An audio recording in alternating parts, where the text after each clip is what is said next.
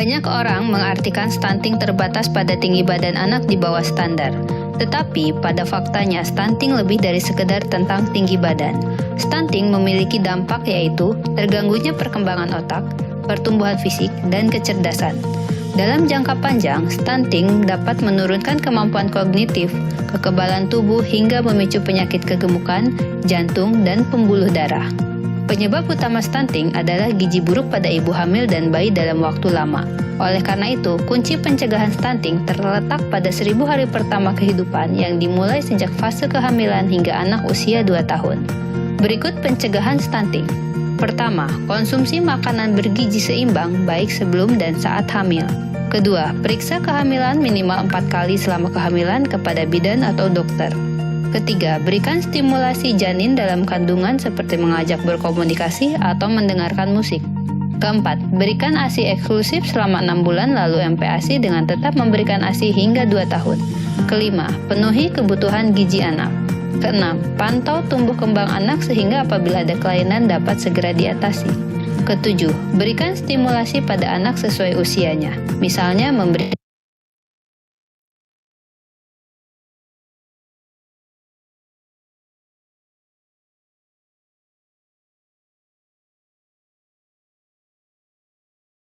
1000 hari pertama kehidupan anak-anak kita adalah 1000 hari yang sangat menentukan. Menentukan untuk kualitas kesehatan, pertumbuhan, dan perkembangan di usia selanjutnya. Hari menentukan itu dimulai sejak fase kehamilan selama 9 bulan, ditambah dengan 2 tahun pertama setelah kelahiran. Lalu, apa yang harus kita lakukan agar 1000 hari pertama anak kita terlalui dengan baik? Pertama, ibu perlu memastikan asupan gizi yang seimbang selama kehamilan, ditambah mengkonsumsi vitamin untuk ibu hamil. Selama kehamilan, ibu perlu memeriksakan ke bidan atau dokter kandungan setidaknya 4 kali selama masa kehamilan. Kedua, persiapkan diri untuk IMD atau inisiasi menyusui dini untuk memastikan kandungan terbaik dari ASI diminum oleh bayi kita ketika ia baru lahir. Air susu yang pertama kali keluar setelah melahirkan sangat penting bagi bayi kita. Selanjutnya, ASI eksklusif diberikan selama 6 bulan ya Bu. Setelah itu, ASI tetap diberikan sampai 2 tahun, dilengkapi dengan makanan pendamping ASI atau MPASI. Ibu juga perlu makanan bergizi dalam jumlah cukup supaya produksi ASI terjaga, bayi pun tumbuh sehat.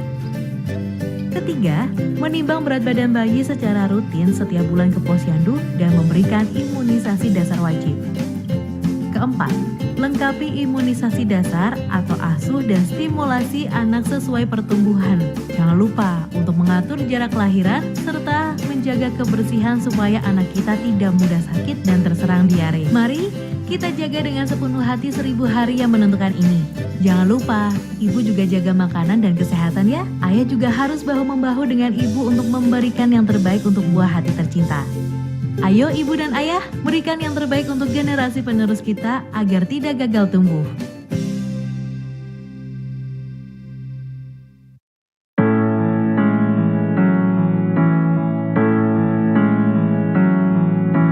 Kita terlahir hidup di dalam dunia. Ingat bahwa hidup harus berencana. Menikah jangan terlalu muda atau tua. Ciptakan generasi yang sehat dan sejahtera. Meski nikmat dunia menggoda nurani, Jangan terlena, saling teguhkan hati. Hamil di luar nikah harus kita hindari. Pastilah cerah masa depan kan kau temui. Hidup rukun bersama dalam bahtera keluarga. Mengarungi samudra.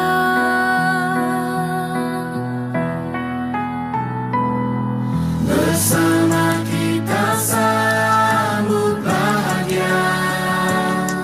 Tinggalkan cara hidup yang lama.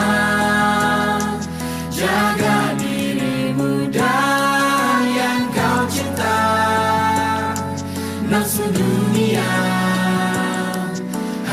hancurkan kita,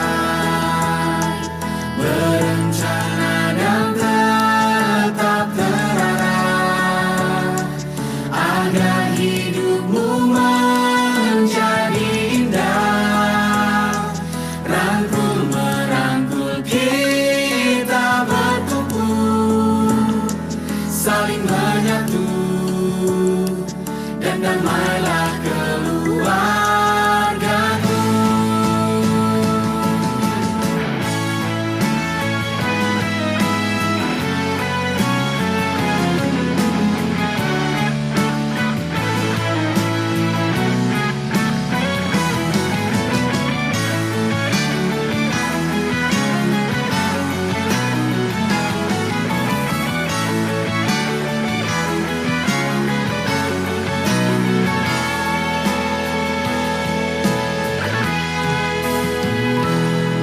Hidup rukun bersama dalam bahtera keluarga, mengarungi samudra.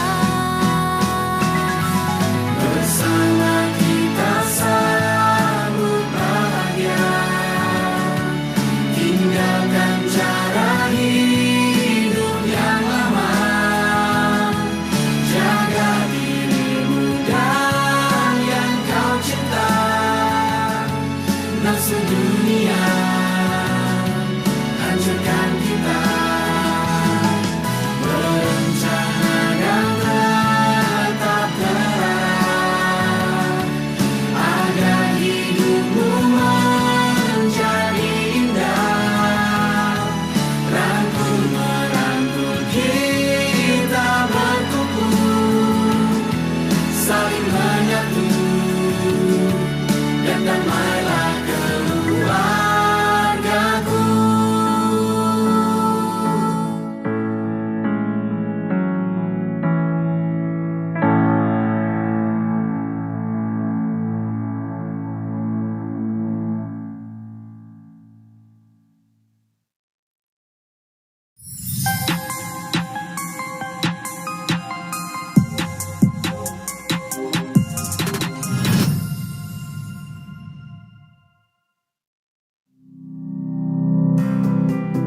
Kalau arti keluarga itu buat kita secara pribadi sih segala-galanya. Keluarga itu nomor satu, itu keluarga. Segalanya. Ya, soalnya saya juga ya udah nggak punya bapak, dan jadi tinggal ibu saya juga sakit-sakitan, semuanya saya yang biayain. Keluarga itu menurut aku sih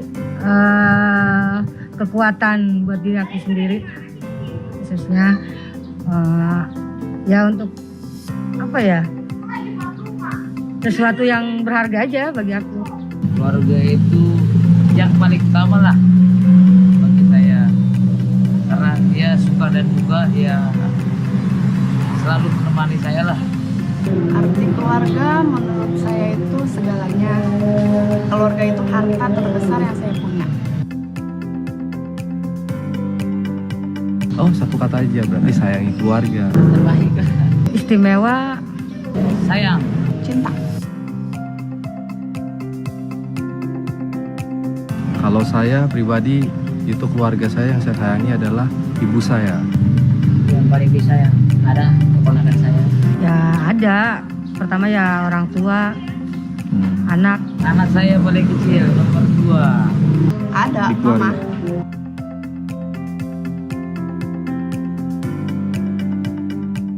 Halo.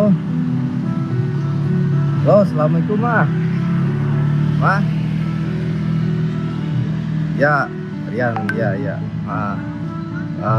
Jaga baik-baik Ma di rumah, jangan kemana-mana. Yang penting Mama jaga kesehatan. Saya sayang sama Mama, saya cinta sama Mama. I love you Ma. Halo anak-anak, sehat selalu ya. Mama selalu doain setiap hari, semoga anak-anak lebih bahagia daripada Mama, hidupnya lebih tentram, segala sesuatunya ya bisa dilakukan dengan mandiri gitu aja. Dede. Halo sayang. Lagi ngapain? Oh ya udah Le kalau mau bobo. Bapak sayang Dedek Keren ya. Bobo ya, besok main lagi kalau mau ke bengkel ya. Kakaknya suruh belajar baca-baca ya. Oke deh, makasih ya. Halo, Assalamualaikum. Ya, Mi, ya. I love you. I love you too. Kenapa nih? Egi sayang sama Mami. Kenapa? Nggak apa-apa, pengen ngomong aja. Egi sayang sama Mami. Kenapa kamu tiba-tiba begitu? Nggak apa-apa. Belakangnya. Yaudah tuh ya Mi ya, biar sehat terus ya Mi. Assalamualaikum.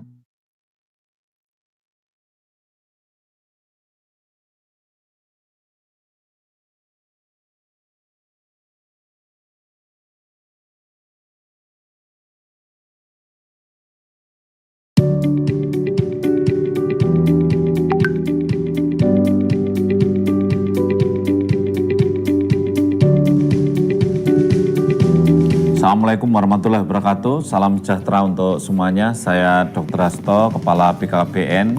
Saya akan sampaikan bahwa generasi muda harus menjadi generasi yang berencana. Kalau di kami BKKBN dikenal dengan generasi berencana. Negara sangat mengharapkan bahwa generasi muda menjadi generasi yang berkualitas karena menjadi tumpuan masa depan bangsa. Terlebih kita menghadapi 100 tahun Indonesia Merdeka, tahun emas dan generasi emas. Kita tahu jumlah penduduk remaja atau pemuda besar sekali. Di seluruh dunia 1,8 miliar. Dan kalau kita lihat yang ada di Indonesia, usia 10 sampai 24 tahun, kita prediksi mencapai 64 juta jiwa di tahun 2025. Ini adalah 28,6%. Sehingga tidak hanya karena usia yang menjadi harapan bangsa, tetapi juga jumlahnya yang sungguh luar biasa. Remaja dikenal dengan adolescent. Dia adalah penentu kita akan mendapatkan bonus demografi atau tidak. Karena kuncinya apabila remaja berkualitas, penduduk berkualitas, maka kita akan memetik bonus demografi.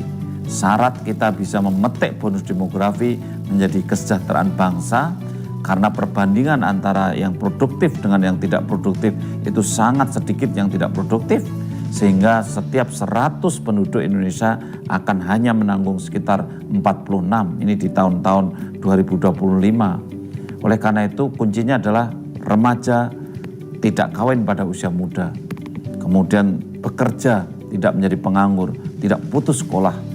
Kemudian remaja juga bisa menanggung orang tuanya nantinya setelah bekerja. Kemudian tidak ada banyak kematian bayi, tidak banyak kematian ibu, dan tidak banyak kehamilan-kehamilan yang tidak dikehendaki. Itulah syarat untuk bisa memetik bonus demografi. Oleh karena itu, Bung Karno mengatakan apabila ada 1000 orang tua bisa mencabut Semeru dari akar-akarnya. Tapi ingat, kalau ada 10 pemuda, maka bisa mengguncangkan dunia. Adik-adik mahasiswa yang saya cintai, saya akan bicara tentang masalah kesehatan reproduksi pada kesempatan kali ini. Kenapa begitu? Karena banyak sekali pasangan-pasangan laki perempuan remaja ini yang mengalami suatu kecelakaan dalam pergaulannya, akhirnya masa depannya juga menjadi sangat tidak menentu. Oleh karena itu mari kita belajarlah tentang kesehatan reproduksi. Bahwa ternyata mereka, gayanya mereka, cara pacaran mereka, itu anak-anak atau remaja umur 15 sampai 24 tahun ini luar biasa. Ada yang mencium, ada meraba-raba, kemudian menyentuh dan seterusnya. Banyak sekali yang mereka sudah sangat dekat cara berpacarannya. Sehingga pacaran seperti ini memang sangat membahayakan bagi munculnya emotional sex yang susah dibendung. Coba kita lihat, 81,4% mereka berpegangan tangan, kemudian 40,4% mereka berpelukan. Ini kan mendekatkan diri kepada situasi di mana laki dan perempuan itu memang bisa mudah terangsang emotional sex-nya. Ini menunjukkan bahwa emotional sex itu bisa tidak terbendung. Maka nasihatnya jangan mendekati zina, karena dekat saja sudah susah dibendung kalau sudah terlanjur seks emosionalnya tinggi. Oleh karena itu kita lihat di data ini, anak-anak yang usia 11 sampai 14% saja sudah 6% yang melakukan hubungan seks. Kemudian yang usia 15 sampai 19 tahun itu sudah lebih besar lagi. Antara laki-laki dan perempuan, ini laki-laki jauh lebih banyak daripada perempuan. Dan kemudian yang 20 sampai 24 tahun juga bisa dilihat di tabel. Tetapi yang perlu kami garis bawahi bahwa hubungan seks di bawah usia 20 tahun adalah hubungan yang sangat berisiko. Dan kalau kita lihat maka 74% pria itu sangat berisiko, kemudian 50% lebih perempuan itu menjadi sangat berisiko karena sudah hubungan seks di bawah usia 20 tahun. Adik-adik mahasiswa yang saya cintai, dari akibat semua itu pergaulan yang bebas, kemudian juga pergaulan yang berisiko, maka kemudian ada kehamilan-kehamilan yang tidak dikehendaki. Ini sungguh sangat menyedihkan. Dan kejadian ini banyak terjadi di desa, tidak hanya di kota. Dan di seluruh Indonesia sebetulnya angkanya masih bisa mencapai 17/100 kehamilan rata-rata tidak dikehendaki secara menyeluruh. Iya. Ini yang kemudian memprihatinkan. Kalau kita lihat dampak dari kehamilan yang tidak dikehendaki itu sangat luas sekali, macam-macam. Mulai dari kemudian ada kematian ibu, ada kematian bayi, kemudian juga ada stunting, dan banyak sekali yang kehamilan yang tidak dikehendaki ini ujung-ujungnya menjadikan kualitas SDM yang sangat rendah. Di samping itu kita perlu tahu bahwa kehamilan pada usia yang sangat muda ini sangat berisiko bagi proses persalinan itu sendiri. Karena Allah SWT, Tuhan yang Maha Kuasa, itu menciptakan ukuran panggul sebetulnya persis dengan ukuran kepala bayinya kalau usianya sudah di atas 20 tahun. Sehingga kalau misalkan nikah kurang dari 20 tahun, ukuran panggulnya, diameternya itu belum sampai 10 cm. Tetapi diameter kepala bayi itu diameternya 9,8, 9,7 cm, 9,9. Sehingga kalau diameter panggulnya belum mencapai ukuran yang cukup, maka berbahayalah. Bisa macet persalinannya, tidak lahir, bayinya bisa mati di jalan kelahir, dan ibunya juga bisa terjadi perdarahan. Ini gambar adalah menunjukkan bahwa kalau terjadi proses persalinan yang dipaksa karena ukuran tidak matching tadi, maka robeklah jalan lahir dan bisa menimbulkan perdarahan. Itulah risiko kawin pada usia muda. Dan juga ada satu risiko yang perlu kita pertimbangkan. Mereka-mereka yang kawin pada usia 20 kurang, mereka ini sebetulnya tulangnya masih tambah panjang dan tambah padat. Begitu umur 16 tahun hamil, maka kemudian dia tidak panjang lagi tulangnya dan tidak padat lagi tulangnya, sehingga mereka jadi pendek. Dan mereka kalau sudah tua mudah bungkuk badannya karena tulangnya kropos. Perempuan begitu dia umur 50 tahun tidak menstruasi, kalau dulu sudah hamil pada usia 16-15 tahun, maka lebih bungkuk dibandingkan yang lainnya. Begitu juga risiko ini penting diperhatikan bersama ya, bahwa ketika mereka kontak seks pada usia muda, 15, 16, tadi sudah banyak sekali umur di bawah 19 tahun sudah kontak seksual. Ternyata sebetulnya bentuk rahimnya itu belum sempurna. Karena daerah yang mau menjadi kanker itu masih ada di luar. Itu adalah gambar mulut rahim. Dimana kalau mulut rahimnya ini pada usia yang 20 tahun ke atas, daerah yang mau jadi kanker sudah masuk. Ya, batas antara yang hitam dan titik-titik itu. Tetapi kalau dia masih usia 15, 16, 17, itu batasnya masih di luar. Sehingga kalau hubungan seks masih mudah terpapar daerah yang mau jadi kanker, dan dikelak kemudian hari mudah kena kanker dan namanya kanker mulut rahim.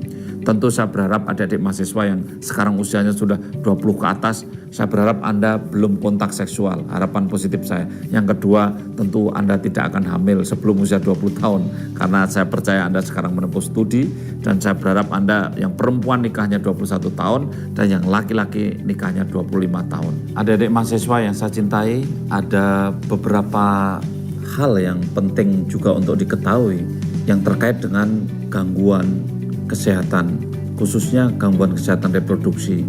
Yang pertama untuk laki-laki. Banyak laki-laki yang tidak menyiapkan diri dalam rangka nanti akan membentuk keluarga. Sehingga dia setelah berkeluarga ternyata repot. Karena apa? Ternyata tidak bisa punya keturunan. Hanya karena perilaku kesehatannya yang tidak bagus selama masih menjadi remaja sebelum nikah. Mereka yang banyak konsumsi alkohol, bahkan narkotika atau perokok berat, maka memang spermanya pun berat. Dia tidak sehat, tidak menjadi sperma yang berkualitas bagus, sehingga sering sulit hamil istrinya, atau bahkan juga ada kelainan-kelainan pada kehamilan itu. Ini contoh bahwa laki-laki pun punya masalah ketika dia hidupnya tidak sehat, perilakunya tidak sehat. Perempuan memang lebih banyak. Saya akan cerita lebih banyak perempuan di sini. Yang pertama, perempuan yang nyeri pada saat haid. Ini menjadi perhatian serius juga. Nyeri yang tidak normal definisinya adalah apabila mereka dalam keadaan haid tidak bisa lagi melakukan aktivitas. Yang harusnya kuliah menjadi tidak masuk kuliah.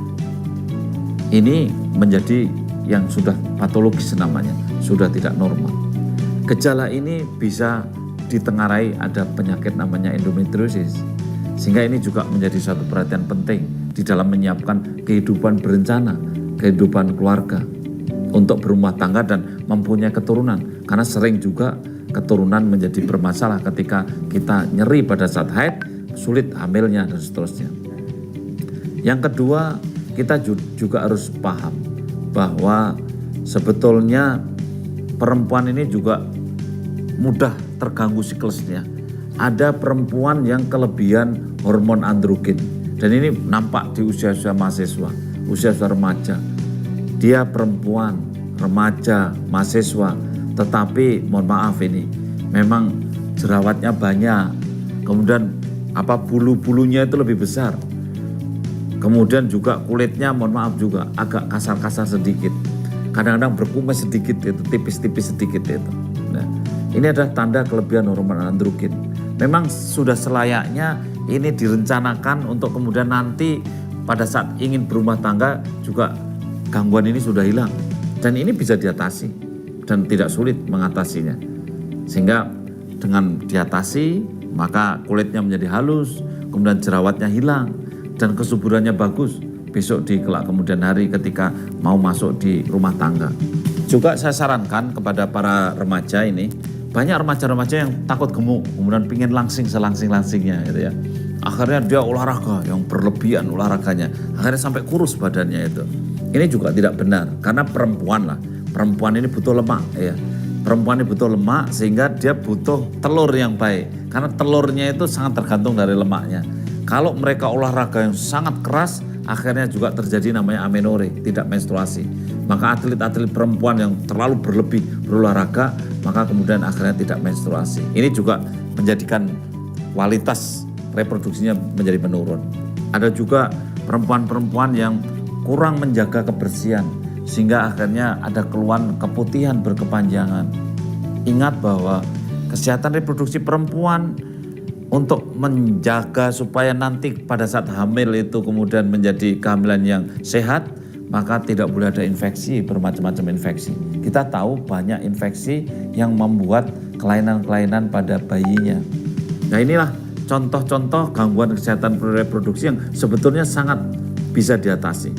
Oleh karena itu saya sarankan mahasiswa adalah usia strategis dan usia yang menjadi andalan kita untuk menjadikan kehidupan yang lebih baik di kelak kemudian hari. Siapkanlah kehidupan di masa akan datang ini dengan kesiapan yang baik, dengan perencanaan yang baik. Jagalah jangan sampai banyak terkena infeksi, jagalah kebersihan, jagalah lingkungan, jagalah pergaulan. Ini adalah hal yang sangat penting sekali. Ya, terakhir kepada adik-adik saya, anak-anak saya, remaja dan mahasiswa, saya percaya Anda belum mau nikah ya, tetapi Anda boleh berkunjung ke web Siap Nikah yang miliknya BKKBN. web siapnikah.org atau Anda memfollow di Instagramnya. Di sana bisa berdiskusi juga tentang kesehatan reproduksi secara lebih dalam. Dan pastikan hidup Anda adalah hidup yang berencana. Anda adalah remaja berencana karena berencana itu keren. Hidup berencana itu keren.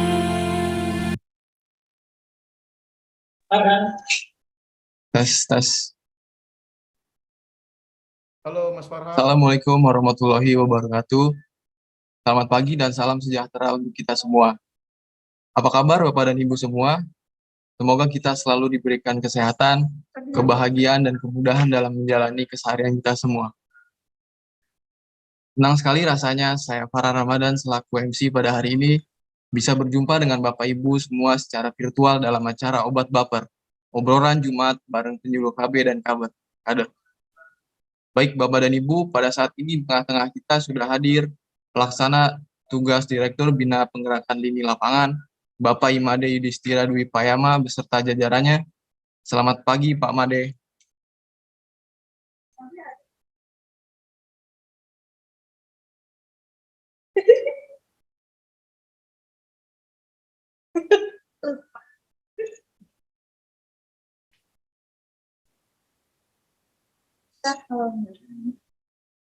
Selanjutnya telah hadir juga Bapak Ahmad Taufik Eskom MAP selaku narasumber kita pada hari ini. Selamat pagi Bapak Taufik. Assalamualaikum, selamat pagi. Selanjutnya telah hadir juga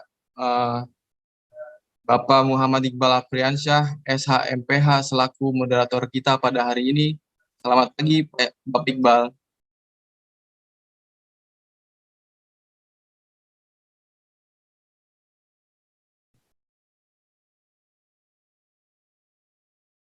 Halo pagi, suara saya kedengaran ya?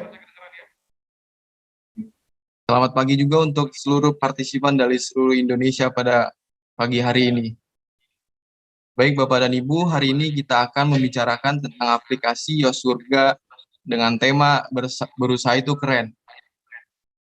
Dan kami informasikan juga kepada Bapak dan Ibu, acara Obat Baper ini juga dapat disaksikan melalui kanal YouTube kami di alamat Rumah Baca PKB atau PLKB.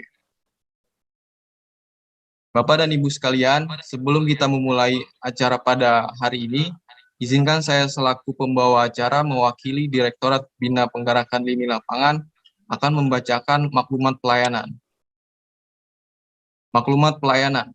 Dengan ini kami menyatakan bahwa Direktorat Bina Penggerakan Lini Lapangan, Badan Kependudukan dan Keluarga Berencana Nasional sanggup menyelenggarakan pelayanan bimbingan teknis lini lapangan bagi penyuluhan keluarga berencana, petugas lapangan keluarga berencana, dan kader secara profesional.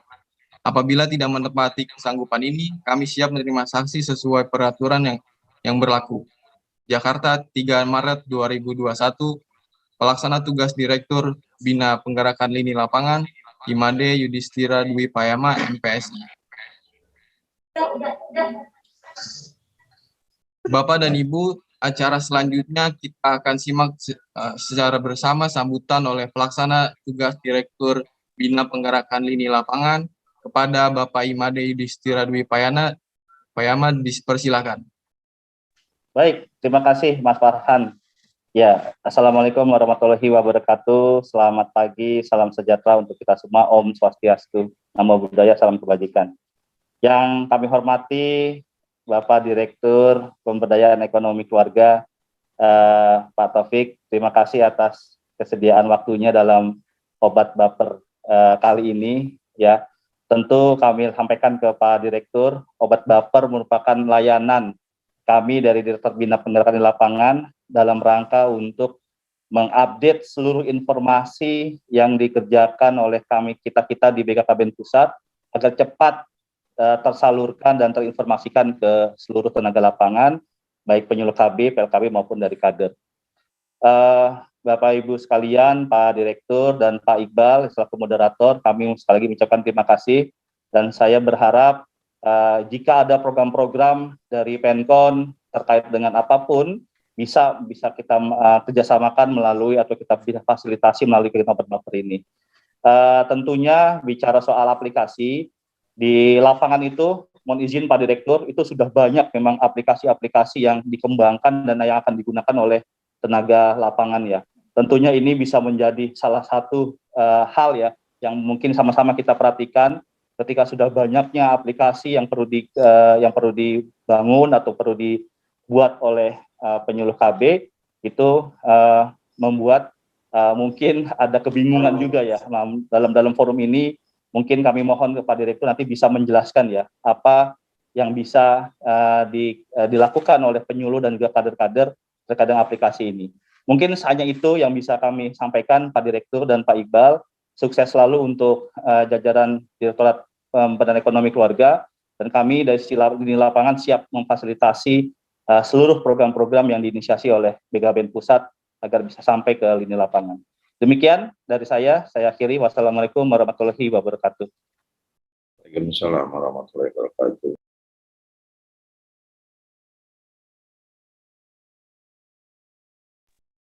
Terima kasih kepada Pak Made atas sambutan yang telah diberikan kepada kami. Selanjutnya kita akan memasuki sesi diskusi pada pagi hari ini. Kepada Bapak Iqbal selaku moderator kami pada hari ini, kami persilakan. Baik, saya tes suara saya dulu. Masuk nggak Mas Farhan? Halo? Masuk, Suara masuk saya Pak. Masuk ya? Masuk Pak. Oh, masuk ya? Oh ya. Baik, bismillahirrahmanirrahim. Assalamualaikum warahmatullahi wabarakatuh. Selamat pagi, salam sejahtera untuk kita sekalian yang kami hormati. Bapak Direktur Pemberdayaan Ekonomi Keluarga, Bapak Ahmad Taufik yang sudah berkenan hadir pada pagi hari ini, dan juga Bapak Pelaksana. Permisi Pak, maaf. Ya. Suaranya terlalu kecil Pak. Oh kecil ya, saya ganti device dulu kalau gitu ya. Sebentar. Saya ganti aja Mas, pakai ini aja.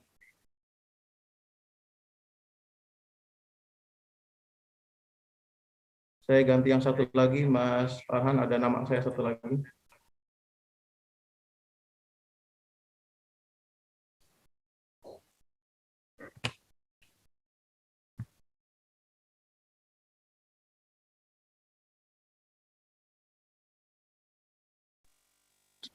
Baik, sekarang sudah? Sudah Pak, siap. Terima kasih. Ya, kami ulangi, selamat pagi, salam sejahtera untuk kita sekalian yang kami hormati Bapak Direktur Pemberdayaan Ekonomi Keluarga, Bapak Ahmad Taufik, dan juga Bapak Pelaksana Tugas Direktur Penggerakan Bina Lini Lapangan, Bapak Imade Yustiradi Payama, dan juga seluruh petugas lapangan keluarga Maaf, permisi. Mungkin kameranya bisa pakai yang tadi, cuman suaranya pakai yang ini nggak apa-apa. Oh boleh, oh iya. Ya, seperti itu. Terima kasih. Iya, boleh. Iya. Iya. Baik, Bapak Ibu sekalian dan terutama para penyuluh KB dan juga kader di seluruh Indonesia, saya senang sekali pada pagi hari ini dapat menyapa Bapak Ibu sekalian, para petugas lapangan keluarga berencana dan juga para kader di seluruh Indonesia. Sekaligus kita ada obrolan Jumat nih, pagi-pagi hari ini sesuai dengan tema pagi hari ini adalah aplikasi Yosakurga, berusaha itu keren. Jadi Bapak Ibu sekalian, ada satu aplikasi yang ingin kami secara institusi maupun secara tim ingin memberikan informasi sebanyak-banyaknya dan juga ingin meminta peran dari Bapak Ibu penyuluh KB dan juga kader membantu mensosialisasikan ini sebagai salah satu bentuk program kita di lapangan. Yang kedua adalah ingin sekali nanti kita menerima masukan ataupun bahkan ada diskusi-diskusi kaitan dengan saran ke depan ataupun komitmen kita semua untuk bisa mensukseskan. Khususnya pagi hari ini adalah diskusi kita tentang dalam lingkup pemberdayaan ekonomi keluarga melalui kelompok usaha peningkatan pendapatan keluarga sektor melalui aplikasi Yosakurga ini. Apa itu aplikasi Yosakurga, bagaimana manfaatnya dan juga informasi yang lain nanti akan secara langsung kita mendengarkan dan juga kita akan mendapatkan informasi tersebut langsung dari Bapak Direktur Pemberdayaan Ekonomi Keluarga. Nah, saya sesuai mekanisme yang ada, harapannya nanti kita bisa mendengarkan dulu sebagai tahapannya, mungkin sekitar 20 menit, 15-20 menit, baru setelah itu kita akan punya porsi lebih banyak untuk bisa Bapak Ibu berdiskusi langsung dengan Pak Direktur, dan juga nanti ada mungkin obrolan-obrolan yang memang kita bisa bangun, tidak obrolan yang secara kaku dan formal, tapi harapannya kita bisa betul-betul dari hati ke hati ngobrolnya, kita bisa ngobrol seperti ngobrol santai ketemu fisik, tapi hari ini kita ketemu di Zoom meeting pada pagi hari ini. Dan juga terima kasih yang sudah hadir melalui aplikasi Silili Keren BKKBN dan juga di YouTube Rumah Baca PLKB dan PKB yang memang ada 3 channel pagi hari ini bisa disimak oleh Bapak Ibu sekalian. Pertama kami mohon berkenan Pak Direktur Pemberdayaan Ekonomi Keluarga untuk memberikan informasi dan juga memberikan paparan terkait dengan aplikasi Yosakurga itu untuk kita semua. Kami persilakan Pak Direktur. Baik, terima kasih Pak Iqbal. Bismillahirrahmanirrahim. Assalamualaikum warahmatullahi wabarakatuh. Selamat pagi, salam sejahtera untuk kita semua. Tentunya salam sehat, semoga kita terus dalam lindungan Tuhan Yang Maha Kuasa, sehingga kita bisa bekerja, berkarya, berproduktif, untuk tentunya kepentingan orang banyak, selain juga untuk diri kita dan keluarga ya. Yang saya hormati Pak Made atau Brih Made selaku PLT Direktur Lini Lapangan, kami dari Direktorat Pemberdayaan Ekonomi Keluarga sangat berterima kasih sudah difasilitasi untuk ngobrol-ngobrol santai di hari Jumat ini terkait dengan salah satu inisiasi kami ya, terkait untuk memfasilitasi kelompok kegiatan UPPKA.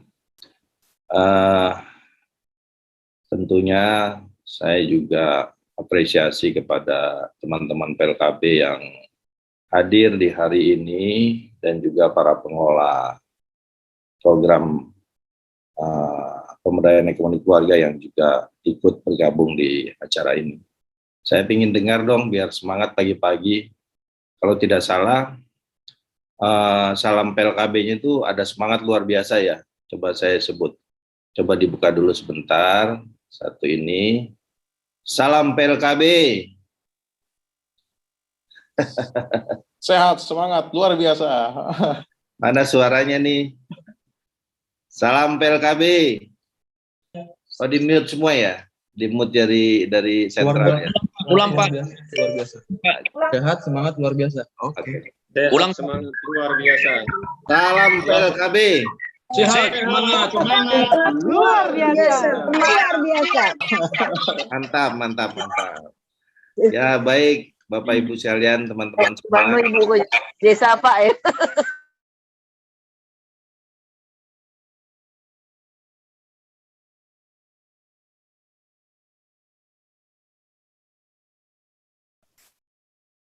Bapak Ibu sekalian, teman-teman sekalian, bahwa BKKBN itu sebenarnya bukan hanya punya tugas memberi pelayanan KB kan.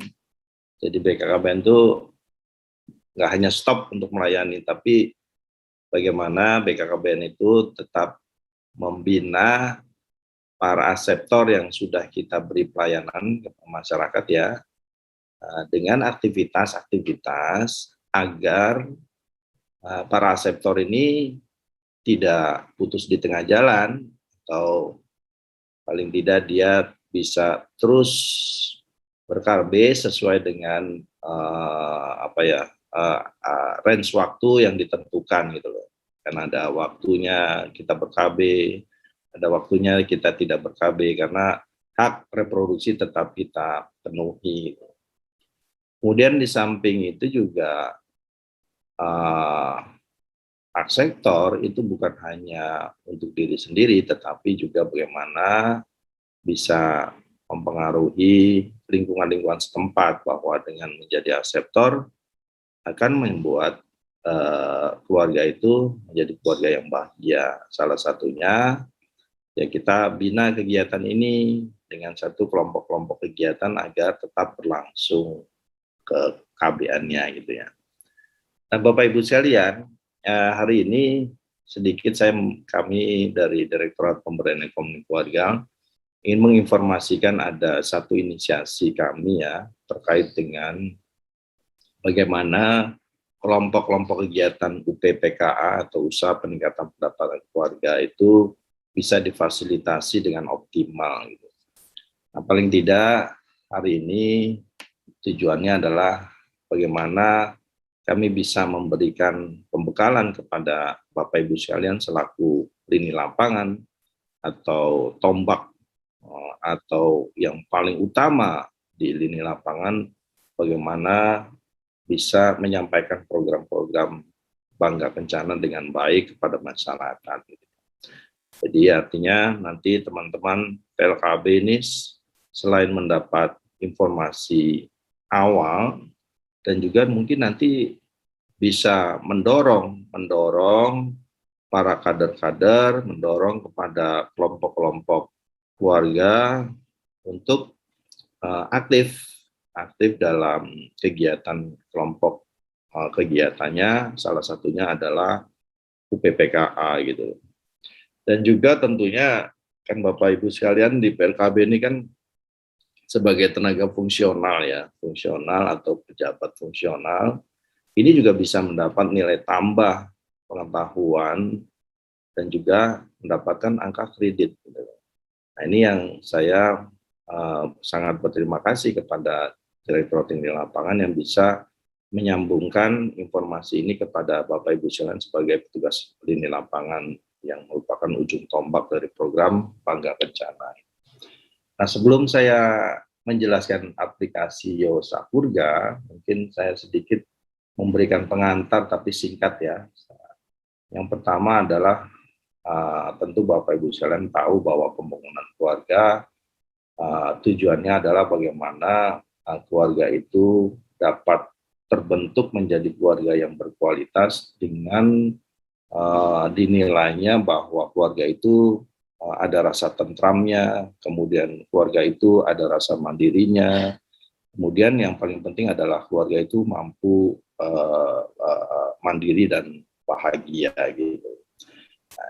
Nah, kemudian kalau kita perhatikan di dalam bagaimana membangun keluarga itu menjadi keluarga yang berkualitas, tentunya kita sesuai dengan amanat Undang-Undang 252 ya, yang di PP 87 itu secara detail dijelaskan 8 fungsi keluarga, di mana situ ada keagamaan, sosial, budaya, cinta kasih, perlindungan, dan hak reproduksi, termasuk dengan sosialisasi pendidikan lingkungan.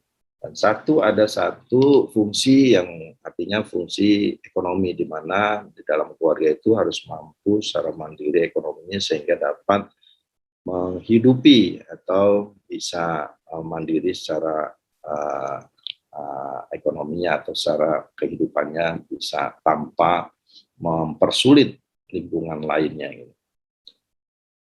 Tentunya di fungsi ekonomi keluarga akan terpenuhi kebutuhan dasarnya, sosialnya, spiritualnya, sehingga menjadi suatu keluarga yang mandiri ya.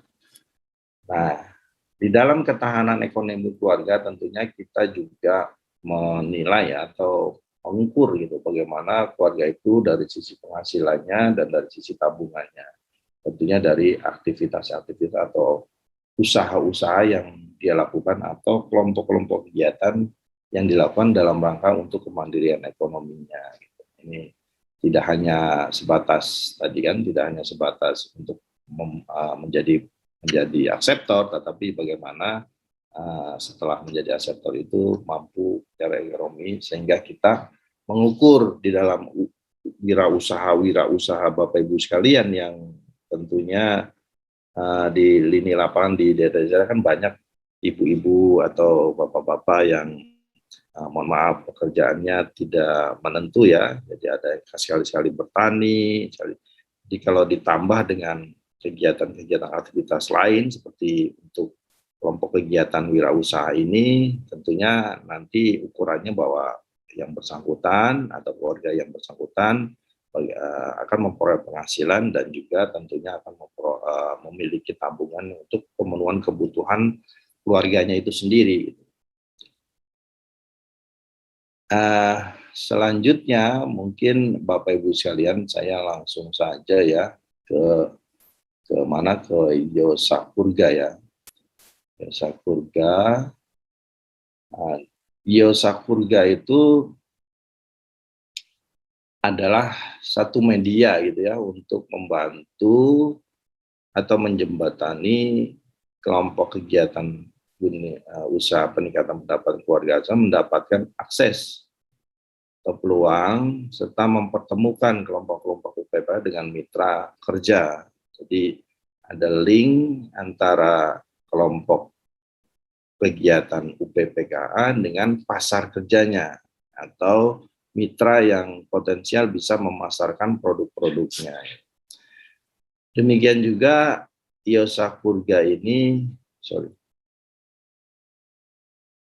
sebagai wadah promosi dalam menjual produk kelompok UPPKA.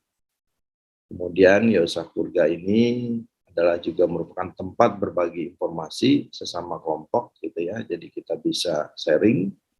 Kemudian optimalisasi penggunaan teknologi.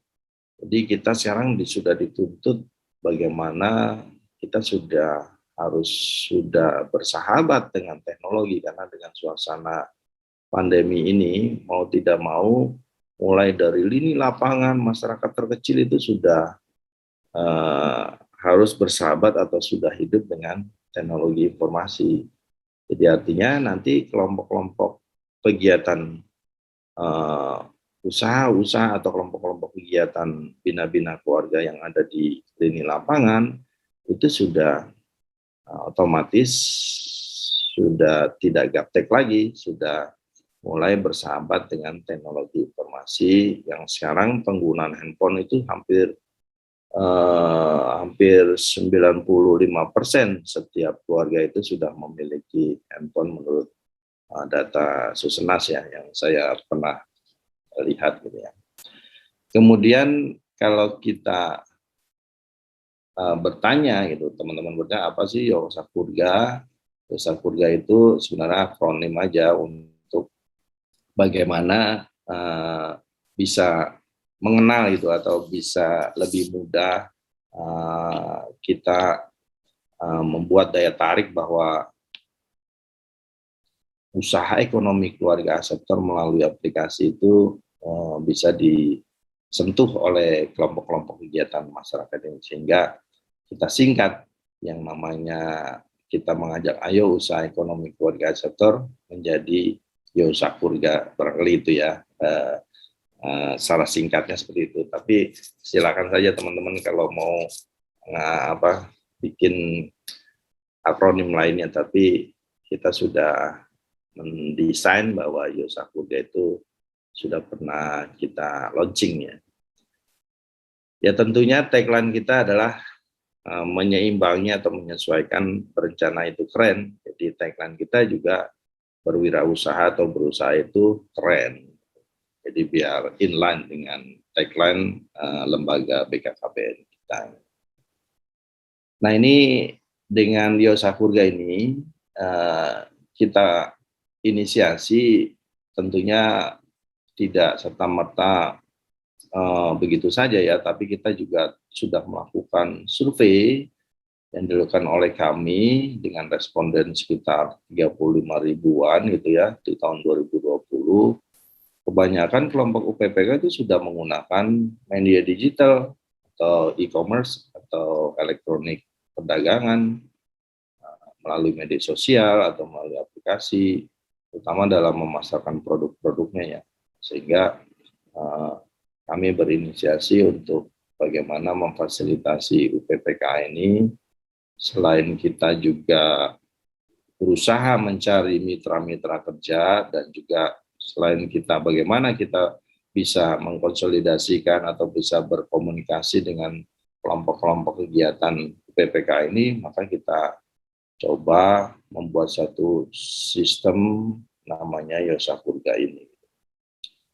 Nah, tentunya tujuan dari Yosapurga ini pertama adalah media belajar dan berbagai informasi anggota kelompok PPKA. Jadi di Yosapurga ini ada materi-materi yang menjadi pembekalan kepada semua, baik petugas lapangan, pengelola program, sampai dengan kelompok-kelompok kegiatan yang di lini lapangan, sehingga mereka bisa membaca atau mencari informasi-informasi terkait dengan program-program atau kebijakan-kebijakan, umumnya adalah kebijakan secara keseluruhan program pengacara, dan khususnya adalah kebijakan-kebijakan yang terkait dengan pemberdayaan ekonomi keluarga.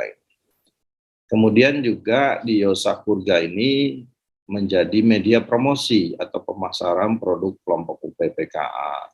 Walaupun teman-teman juga sudah melakukan pemasaran melalui media-media, tetapi kami juga melink bagaimana promosi ini memperlebar, boleh dikatakan sederhananya memperlebar toko atau cabang, tapi dengan cara online, dengan menggunakan aplikasi Yosapurga ini.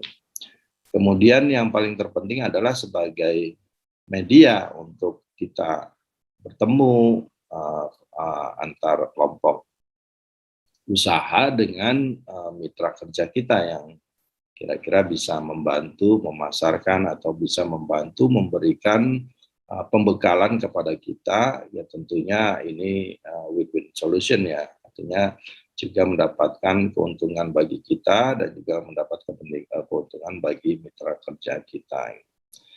Dan yang paling terpenting di sini di Yosapurga ini ada media bagaimana kelompok usaha ini diberi pengetahuan tentang pembukuannya, pengadministrasiannya, pengelolaan keuangannya, di mana diatur misalkan kalau punya modal sekian, kira-kira untuk produk ini ada berapa, kemudian kira-kira yang pantas menjadi harga untuk satu produk ini berapa, sehingga nanti punya keuntungan berapa, terus keuntungannya bisa untuk hal-hal lain, untuk operasional, untuk misalkan iklan, dan lain sebagainya. Jadi kita juga memberikan satu media untuk pembelajaran pembukuan terhadap kelompok-kelompok kegiatan. Jadi di media Yosapurga ini ada 4 terkait dengan informasi pembelajaran, di situ ada materi-materinya, kemudian ada media untuk pemasaran produknya, termasuk iklan promosinya, juga ada media untuk mempertemukan kelompok UPPK dengan mitra kerja yang bisa kita kerjasama, dan juga ada media untuk pembelajaran bagaimana memanage atau membukukan keuangan di kelompok UPPK itu. Nah, selanjutnya manfaat dari Yosapurga ini tentunya yang paling terpenting adalah meningkatkan pengetahuan dan informasi kepada kelompok kegiatan UPPKA ya, kemudian meningkatnya promosi, menjualkan produk, bertemu dan hampir sama dengan tujuan tadi ya. Jadi ya inilah manfaat dari Yosapurga. Sasaran pengguna tentunya anggota kelompok UPPKA ya. Selain itu juga kita bisa link atau bekerja sama dengan pelaku-pelaku usaha ekonomi mikro. Kami juga di pusat juga sudah berusaha bekerja sama dengan Menteri Koperasi dan UKM, sehingga nanti teman-teman kelompok-kelompok kegiatan UPPKA itu juga bisa bekerja sama atau bisa merger gitu ya, menjadi satu usaha yang bersama gitu, usaha bersama. Ini bisa saja atau saling melengkapi untuk kebutuhan-kebutuhan yang misalkan bisa sumbernya atau pengetahuan pengelolaannya dan lain sebagainya. Dan tentunya selain anggota kelompok dan usaha ekonomi mikro yang ada di lingkungan setempat. Yang paling penting adalah pengelola programnya. Pengelola program di sini bisa provinsi selaku penanggung jawab PEK, bisa dinas PPKB, di situ nanti ada bidang KSPK-nya, pembangunan keluarganya terkait dengan pemberdayaan ekonomi keluarga, bisa juga teman-teman ini atau petugas lapangan ini. Jadi sasaran Yosa Keluarga itu kita peruntukkan untuk 3 kelompok ini. Jadi makanya di acara baper obrolan Jumat ini kita mohon kepada teman-teman di lapangan untuk menyambungkan bagaimana Yosa Keluarga itu bisa diinformasikan kepada petugas lapangan sehingga nanti petugas lapangan bisa mengoyak-oyak atau menggerakkan kelompok-kelompok kegiatan ini untuk bisa mencoba atau join atau mendownload Yosa Keluarga ini. Menunya Yosa Keluarga ini tentunya nanti teman-teman kalau selain web berbasis website juga bisa juga ngedownload di mana di Play Store. Jadi di Play Store itu tulis aja Yosa Keluarga. Nanti Anda bisa langsung download.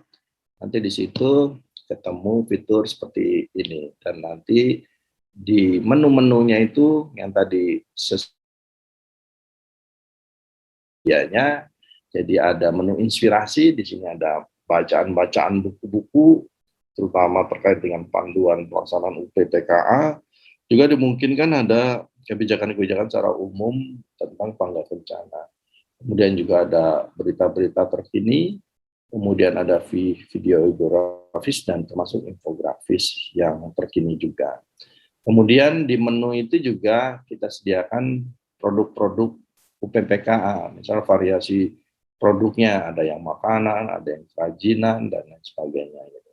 Kemudian jumlahnya berapa, kemudian di update-nya juga update terhadap produk-produknya juga bisa langsung. Kemudian ada menu terkait dengan kemitraan, di mana mitra-mitra mana saja yang potensial yang bisa kita ajak bekerja sama antara UPPKA dengan mitra kita. Kemudian juga ini tadi yang terkait dengan pembukuan dan kalkulator, di sini juga kita berikan fasilitas penghitungan harga produk, kemudian juga pengelolaan keuangan keluarga, termasuk juga pembukuan-pembukuannya. Sesuai dengan yang tadi saya jelaskan di dalam Yosa Keluarga ini isinya apa.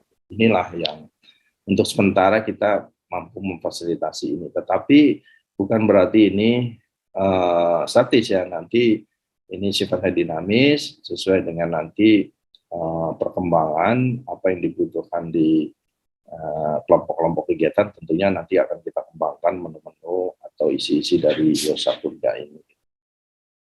Nah, ini sebenarnya Yosa Keluarga ini sudah di launching di tahun 2020 yang lalu ya, tanggal 5 November oleh Bapak Kepala, tetapi ada baiknya ini kita ingatkan kembali kepada semua. Mudah-mudahan teman-teman PLKB juga pernah mengikuti pada waktu launching ini. Jadi sehingga ini menjadi pengingat kembali bagaimana PLKB mampu menggerakkan teman-teman kelompok-kelompok kegiatan UPPKA itu untuk bisa mencoba atau mendaftar di aplikasi Yosa Keluarga ini.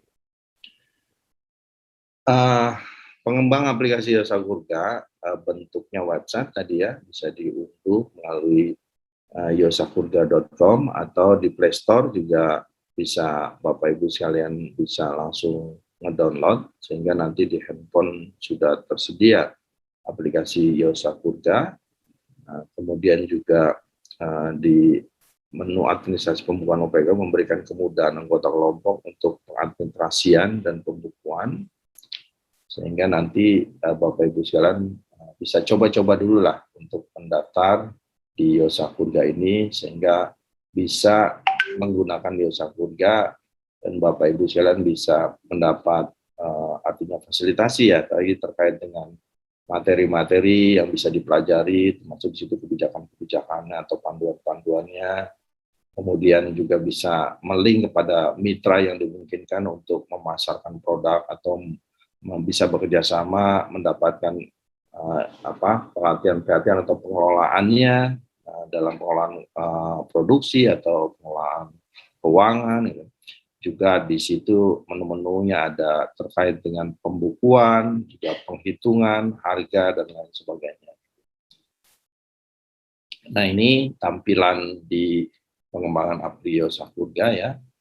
Ini tampilan dari handphone, diakses yang bisa di-download di mana? Di Play Store ya, Play Store. Ini ada jenis-jenis makanan dan minuman kerajinan, termasuk di sini ada dahsyat ya. Jadi Bapak Ibu sekalian, UPPKA ini harapan kami, saya tidak tahu, saya belum pernah ya kita mensosialisasikan dahsyat ini di Baper ini. Tapi ini nantilah cari waktu lagi gitu ya. Artinya UPPKA itu bukan hanya bisnis, tapi juga kita dorong untuk menjadi satu bisnis combine dengan sosial. Artinya kita juga bisa memberikan kontribusi terhadap pencegahan stunting dengan menyiapkan dapur sehat atasi stunting, terutama dalam pengelolaan makanan yang saya yakin bahwa kelompok UPPK ini sudah mampu dan sudah profesional dalam mengelola produk makanan, sehingga lebih mudah nanti kalau ini jenis-jenis makanan ya dengan label harga-harga, sehingga nanti apabila masyarakat atau mitra yang bisa memasarkan ini bisa tahu, oh ini barangnya ini, harganya ini. Tentunya nanti melalui prosedur pendaftaran di Sapurga ya. Nah ini tampilan-tampilannya ya untuk tampilan-tampilan di Sapurga. Kemudian tampilan di berandanya seperti ini gitu ya. Kemudian tampilan isi menu yang tadi menu produk, menu inspirasi, menu kemitraan yang tadi sudah dijelaskan, cuma tampilannya nih nanti seperti ini gitu ya. Kemudian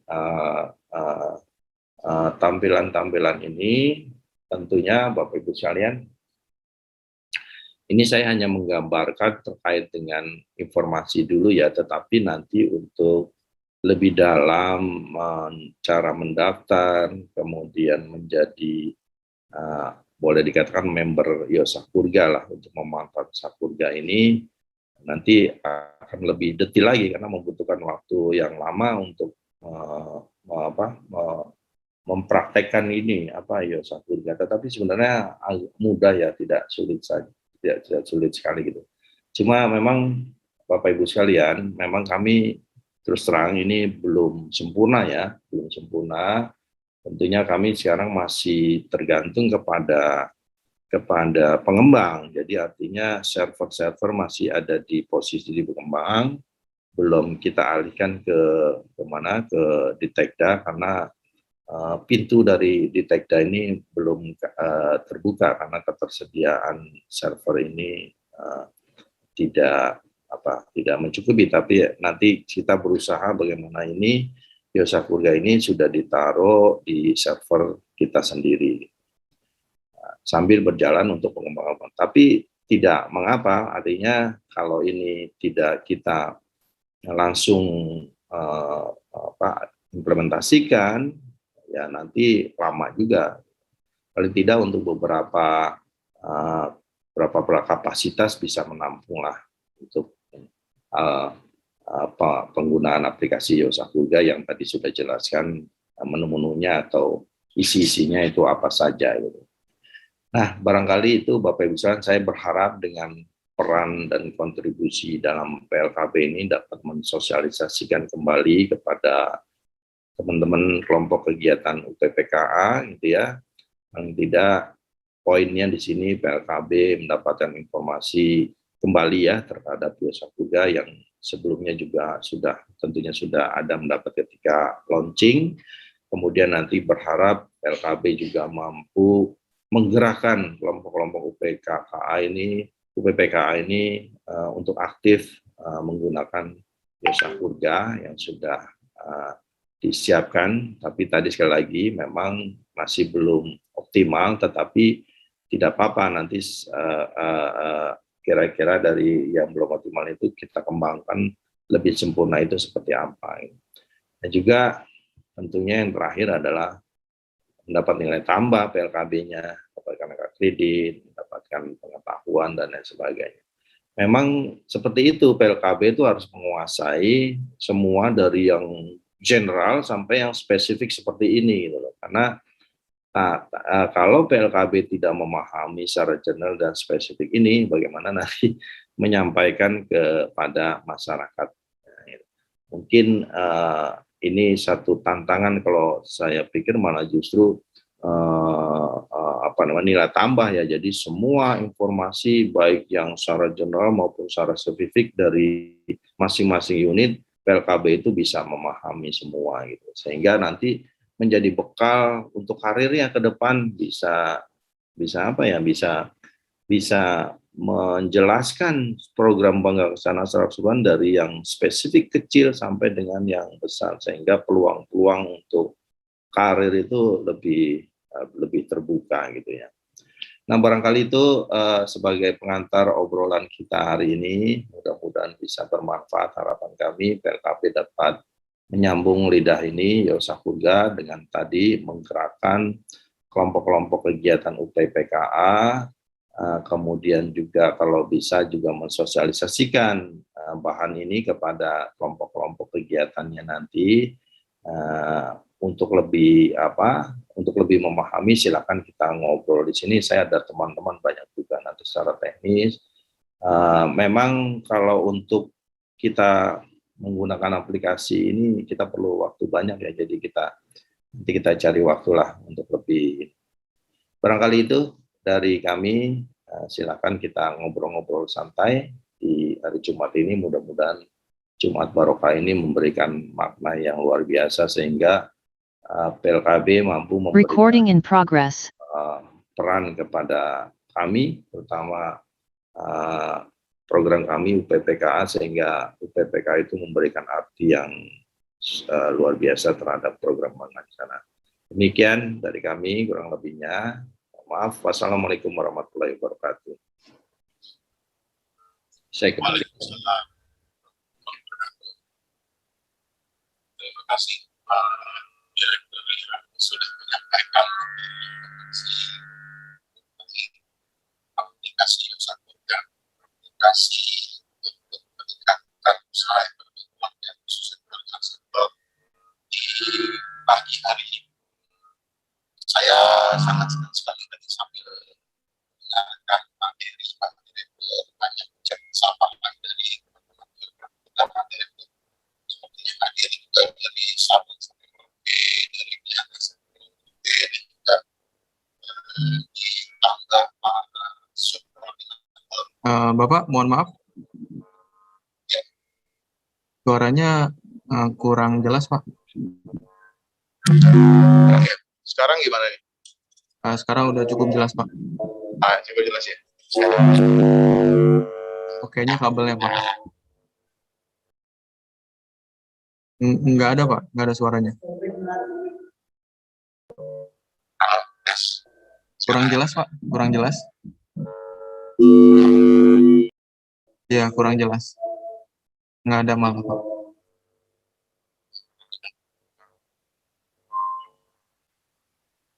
Mungkin tidak usah pakai headset.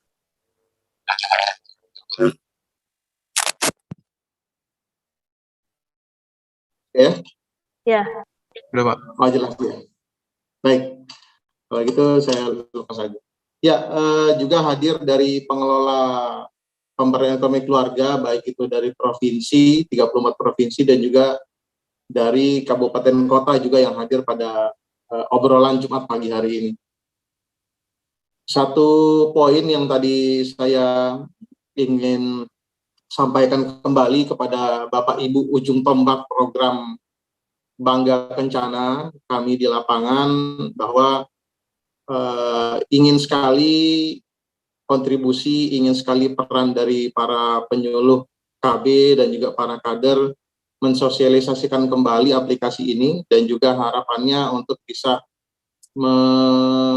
memotivasi para kelompok-kelompok UPPKA sebagai kelompok binaan para penyuluh keluarga berencana di lapangan, menyapa kembali dan juga ingin juga bisa menggunakan ataupun memanfaatkan aplikasi yang sudah kita bangun dan sudah di launching di bulan November tahun 2020. Dan harapannya juga nanti seperti Pak Direktur tadi sampaikan, ada juga poin angka kredit yang akhirnya bisa ditambahkan sebagai bentuk apresiasi kinerja, baik itu nanti kalau di dalam dupak itu apakah di penggerakan ataupun di penyuluhan, yang memang harapannya bisa menambah poin kredit para penyuluh penjabatan fungsional.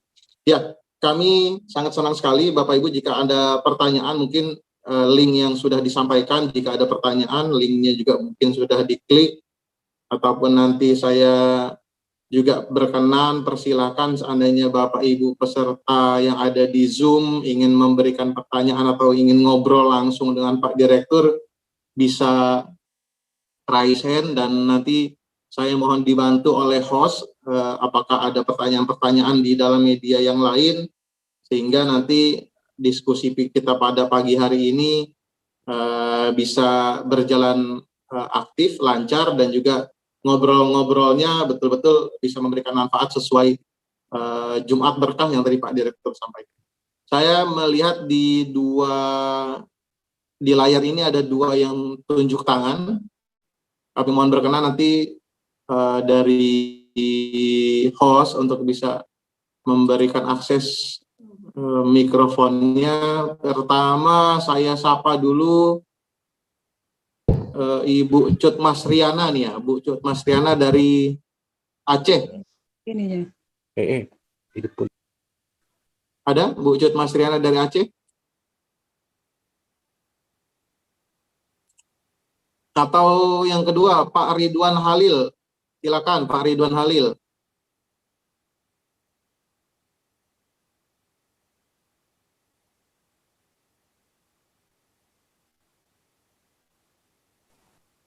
Silakan Pak Ridwan.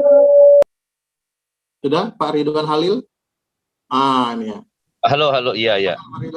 Mohon maaf Pak, ini lagi di jalan, masih di jalan. Tidak apa-apa, silakan Pak.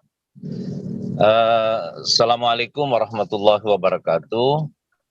Selamat pagi. Kalau kami di sini, saya dari Sulawesi Barat. Saya Ridwan Hilal Pak, jadi bukan Ridwan Halil. Jadi Ridwan Hilal Pak, yang selalu dicari kalau menjelang Hari Raya Idul Fitri dan Idul Adha. Hilal, Ridwan saya Hilal, PKB Pak. Silakan, Iya, bukan Halil Pak ya. Jadi saya adalah PKB di Sulawesi Barat, satu wilayah di kecamatan. Kami juga punya UPPKS. Nah, sebenarnya UPPKS kemudian berubah menjadi UPK ini, itu sebenarnya sudah lama menjadi apa yang sangat kami harapkan sebenarnya, karena dari dulu kami sering menyampaikan kepada para kader UPPKS dulu itu bahwa jangan sampai nanti usahanya sudah kami perhatikan, usahanya kita sudah bina, tapi ternyata dia tidak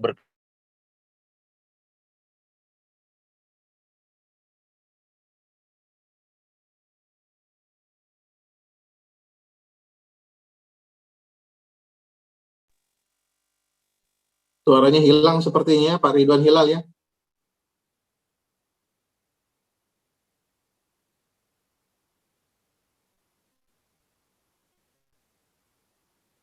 Mungkin dilanjut yang lain dulu Pak.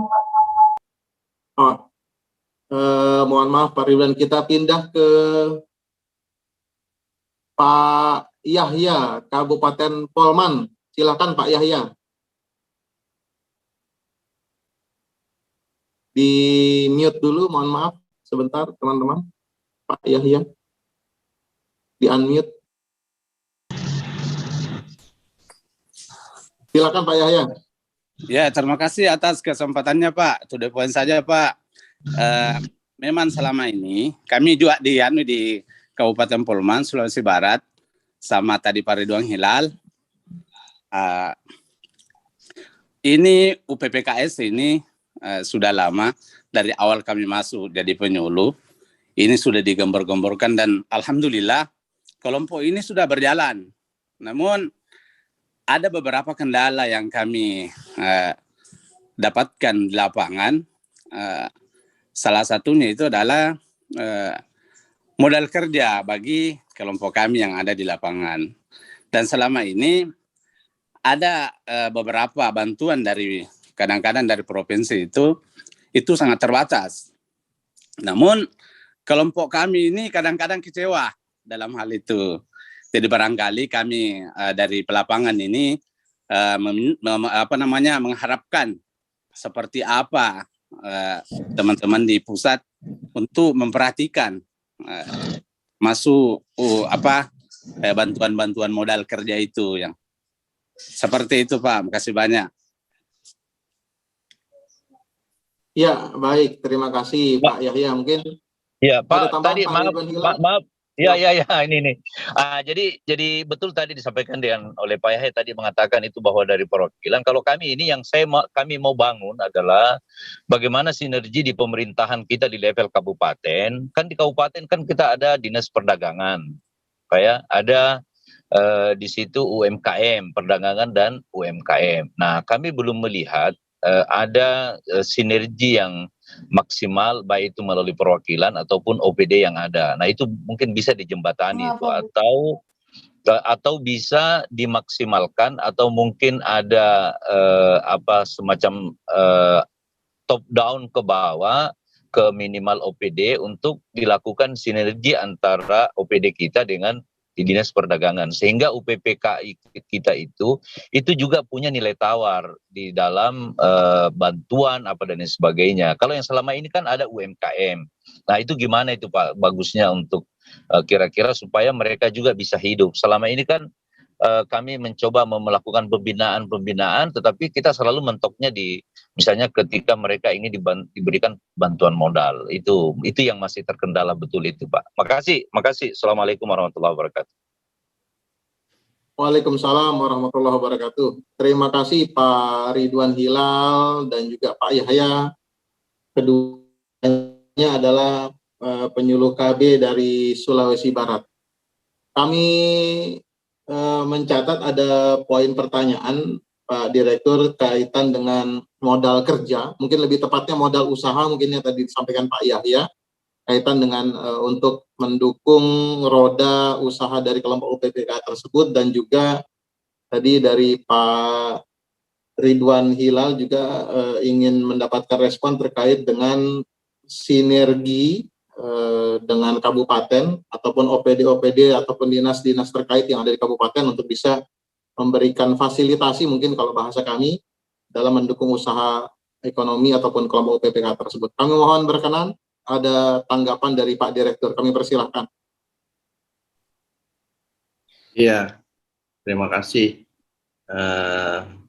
Pertanyaan atau saran dari teman dari mana tadi, Aceh sama mana Pak? Sulawesi Aceh Barat sama Pak. Sulawesi Barat ya. Terima kasih. Ini pertanyaan ini setiap saya presentasi terkait dengan program ini pasti pertanyaannya ini mulu. Ya, memang Bapak Ibu sekalian, sekarang saya mau mengkaitkan dulu lah terkait dengan Yosakurga ini ya. Yosakurga. Kita di Yosakurga ini berusaha memfasilitasi teman-teman kelompok kegiatan UPPKA, bagaimana kelompok UPPK ini bisa eksis wirausahanya atau usahanya. Tadi kan ada 4 poin ya. Di situ ada terkait dengan pembukuan, ada terkait dengan pemasaran, ada terkait dengan kemitraan. Nah, di kemitraan ini ajang pertemuan antara kelompok kegiatan dengan kemitraan. Salah satu mitra tadi yang kami bilang kami katakan bahwa mitra potensial. Jadi artinya mitra potensial yang dimungkinkan bisa kita ajak kerjasama baik dari sisi hulunya, bisa modal kan kalau hulunya, bisa modal itu bisa macam-macam. Ada yang bisa hibah pembinaan gitu ya, ada juga yang merupakan pinjaman lunak gitu ya. Kemudian ada juga yang sisi hilirnya, yaitu pemasarannya. Salah satunya adalah kita fasilitasi itu di dalam aplikasi ini gitu ya. Tetapi secara umum, Bapak Ibu sekalian, kami juga memahami bahwa kita itu sebenarnya tupoksinya adalah pelayanan KB gitu ya. Pelayanan KB, kemudian bagaimana program Bangga Kencana itu terutama dalam mengendalikan penduduk dan meningkatkan kualitas keluarga gitu ya.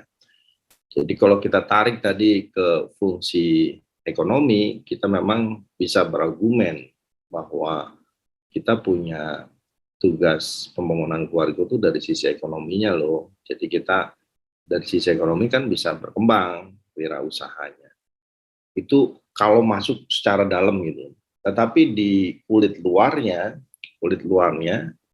kita dikenal atau dipahami oleh mitra-mitra kerja kita dalam hal ini yang bisa membuat keputusan ya, keuangan sama Bappenas atau Kementerian Dalam Negeri. Jadi kita dikenal ya pelayanan KB, ada kelompok-kelompok usaha yang ada di masing-masing kementerian, terutama Kementerian Koperasi dan UKM. Nah, itu memang benar-benar tupoksinya sehingga mereka dalam pembiayaan untuk subsidi UMKM-nya itu memang tersedia. Nah, di kita pernah mencoba itu gitu ya, pernah mencoba itu di tahun 2004-an ya Pak Iqbal ya, 2004 sampai dengan 2009 gitu. Tetapi kita ada masalah, dana bergulirnya bermasalah gitu loh, tidak kembali ke negara. Kemudian dari masalah itu diseranglah kita menjadi ini tupoksinya BKKBN kan bukan ekonomi gitu loh. Nah, jadi artinya dari sisi tupoksi lembaga kita lemah gitu loh. Nah, tetapi bukan berarti kita nyerah gitu loh, bukan berarti kita nyerah. Kita terus berusaha bagaimana UPPKA ini atau UPPKS ini mampu memberikan nilai tambah terhadap kinerja program, sehingga kita berusaha untuk mencoba mencari modal secara mandiri, terutama dari kelompok-kelompok usahanya. Kemudian juga kita coba mencari mitra-mitra kita yang potensial tadi, yang bisa memberikan dukungan kepada kita. Nah, itu yang kita upayakan gitu.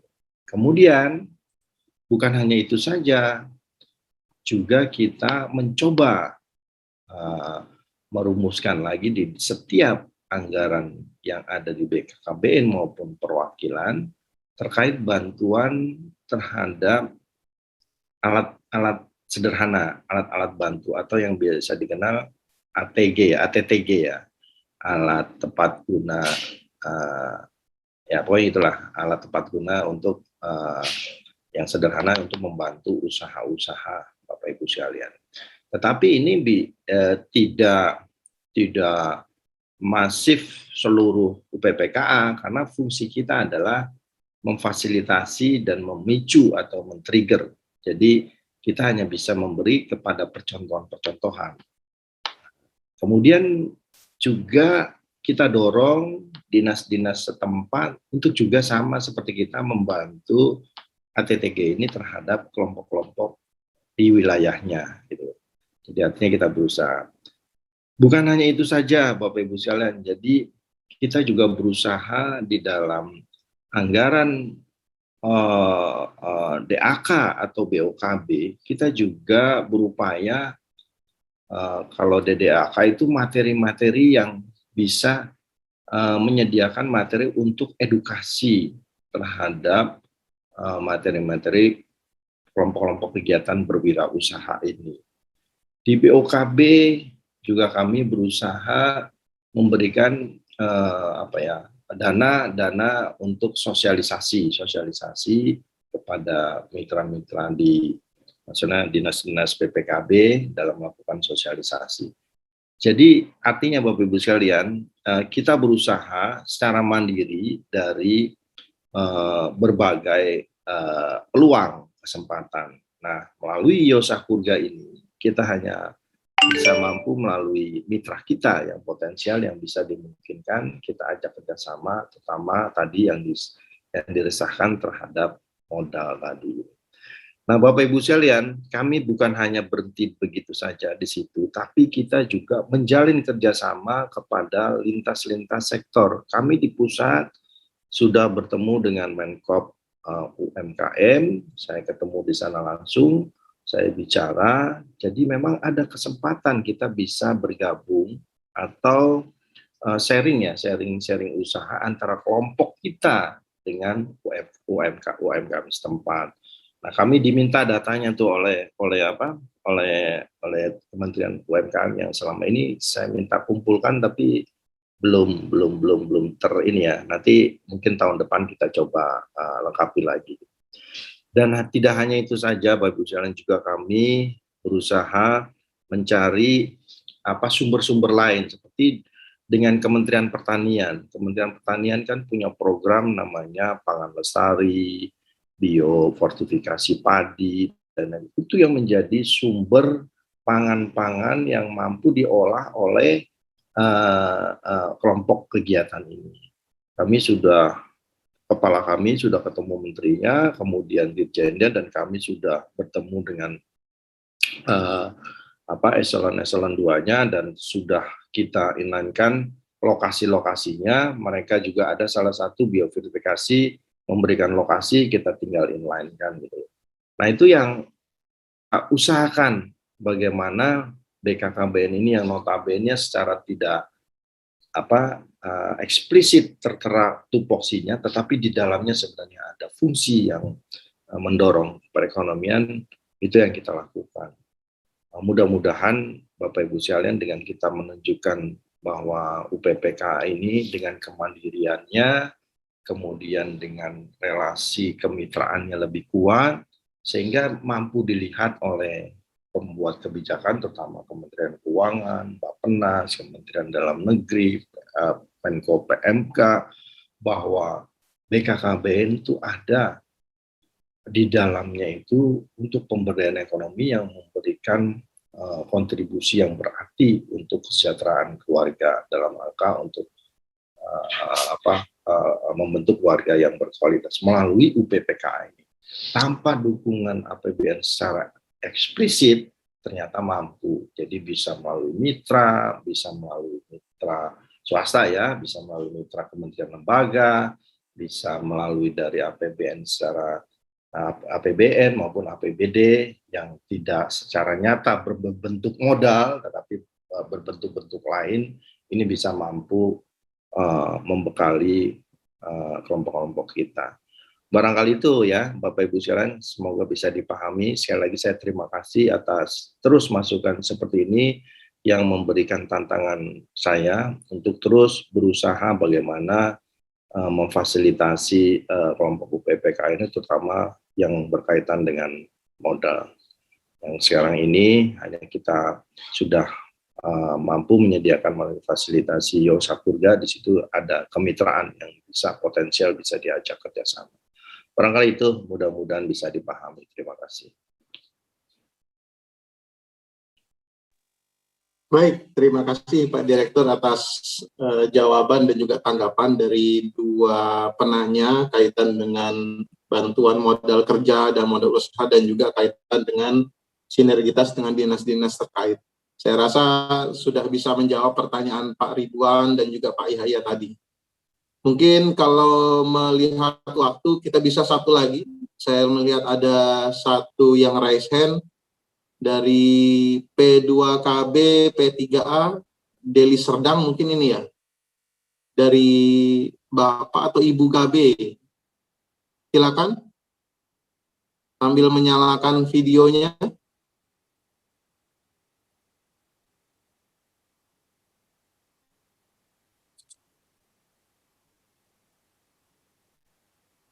Ada Pak Gabe, Ibu Gabe. Aja dulu Pak. Ini ada pertanyaan di link chatnya. Sudaryati atas nama saudari. Oh, di link chat untuk pendataan ya ini ya, Sudaryati ya. Halo. Mohon suaranya dikeraskan dikit, Pak. Oh, silakan Ibu Gabe, silakan.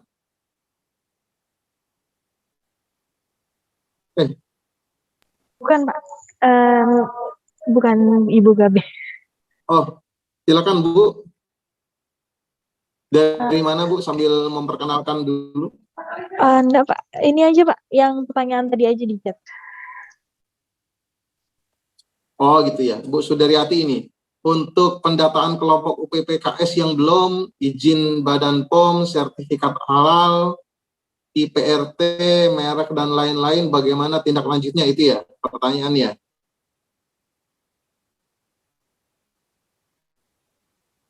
Ibu Sudaryati dari mana nih? Kalau kami mohon berkenan Pak Direktur untuk tanggapan. Ya. Tadi ada satu lagi yang kurang saya jelaskan ya. Kami sudah bertemu dengan Menteri Koperasi dan UKM karena kita mempelajari juga terkait dengan UKM terkait dengan legalisasi atau sertifikasi produknya ya. Jadi ini justru kami mau mengumpulkan data-data UPPKA yang boleh dikatakan sudah eksis ya, untuk kita daftarkan di UMKM untuk sertifikasi produk-produknya gitu. Saya kurang paham nanti UMKM itu prosesnya seperti apa, tapi dia bukan individu sendiri-sendiri, tetapi dia berupa kelompok yang nanti akan sertifikasinya bisa di-inline-kan dengan Badan POM ya. Kemarin saya lupa Bu Rini bisa jelaskan kemarin waktu sama Pak Tarmo itu sertifikasi yang secara berjamaah itu bagaimana ya Bu Rini? Bu Rini ini kan online, ada nggak di sini?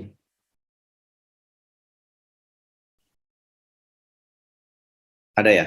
Nggak ada ya?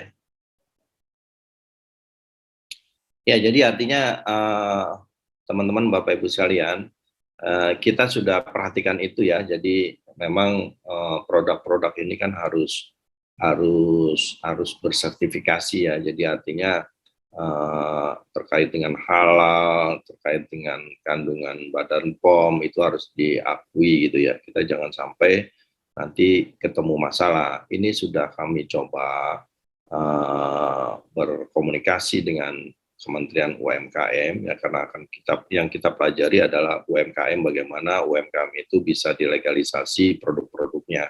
Nanti kita akan mengikuti prosedur yang ada di UMKM seperti itu. Itu yang langkah-langkah yang akan kami lakukan. Ya, terima kasih. Baik, terima kasih Pak Direktur yang sudah menjawab dan memberikan pencerahan sekaligus penjelasan kepada kita semua, khususnya kepada para pengelola program pemberdayaan ekonomi keluarga di lapangan, dan juga khususnya kepada penyuluh KB dan juga para kader yang ada di lapangan. Tapi mengingat waktu pada pagi hari ini, karena juga keterbatasan waktu, sedangkan juga teman-teman mungkin PLKB yang ada di wilayah Indonesia Tengah ataupun Timur sudah memasuki waktu sholat Jumat sepertinya. Kami sangat senang sekali pada pagi hari ini, Pak Direktur, kami melaporkan di Zoom sendiri. Tadi saya melihat partisipannya walaupun naik turun hampir mencapai 500 khusus di Zoom, dan juga ada juga di YouTube channel juga aktif dengan viewernya, akan tetapi pasti bertambah kembali nanti karena di YouTube bisa diulang-ulang kembali untuk bisa menyimak materi yang Pak Direktur tadi sampaikan, dan juga di aplikasi Silili Keren yang ada di aplikasi tersebut. Pagi hari ini cukup efektif ngobrol pagi hari ini. Di 1 jam kita bertemu melalui Zoom dari mulai jam 9 sampai jam 10. Kalau di laptop saya menunjukkan 10.05, berarti kita tidak terasa 1 jam kita ngobrol. Dan juga di episode yang ke-46 ini di Obat Baper, tepat juga hari ini adalah hari Jumat, kita mendapatkan materi yang sempurna kaitan dengan aplikasi Yosakurga. Akan tetapi jika pertanyaan-pertanyaan teknis tadi yang Pak Direktur sampaikan kaitan dengan bagaimana penggunaan mekanisme pendaftaran dan juga lain-lain, itu akan kita buat lagi serinya nanti di Januari mungkin, karena ini adalah sebuah pengenalan kepada Bapak Ibu penyuluh KB di lapangan. Harapannya yang tadi Pak Direktur sampaikan bisa memotivasi kembali, bisa mensosialisasikan juga kepada kelompok UPPK dan memotivasi kelompok tersebut dapat menggunakan aplikasi ini, yang artinya bukan aplikasi yang hanya di-download, tapi justru aplikasi yang betul-betul menggambarkan kebutuhan dari kelompok tersebut yang juga tertuang dalam beberapa menu yang ada di aplikasi tersebut yang tadi sudah dijelaskan.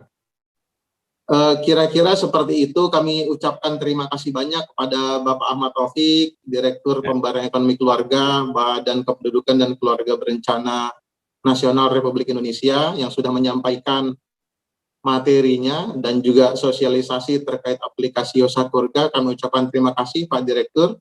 Ya. Dan juga salam PLKB dulu dong nanti.